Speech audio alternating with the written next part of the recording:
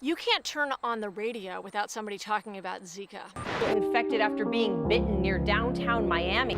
And that's right. I mean, it's a real crisis, but pull back the frame and you see there's Zika and there's Lyme and there's other tick-borne diseases. There's this extraordinary new epidemic of what scientists call vector-borne diseases. And there's so many kids in our schools that are affected by Lyme and no one knows.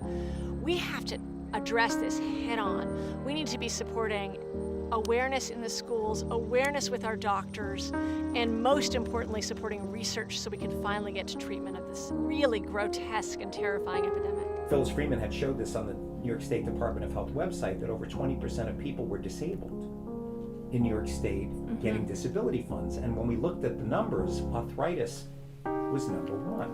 And no one's ever really looked at the relationship, Lyme being the great imitator, of causing, and it's well known, it causes symptoms of chronic fatigue syndrome, fibromyalgia, autoimmune diseases like MS, arthritis of any time, but even dementia.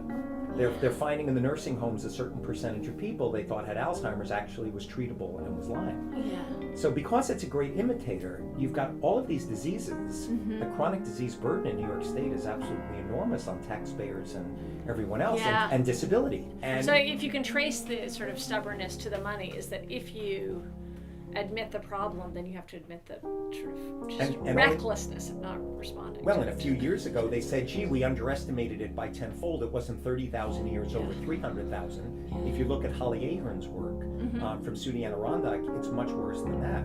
She thinks it's probably, not 10 times higher, but 30 times higher. Some people in the Maryland studies, 50 times higher. I can tell you from what I've seen in this office, we're in a full-blown epidemic. When I am in Congress, I will be an advocate. I will be raising up the voices of people who are suffering from Lyme, making sure that we understand the whole range of tick-borne diseases, and finally getting the research we need so that people who are suffering can get treated.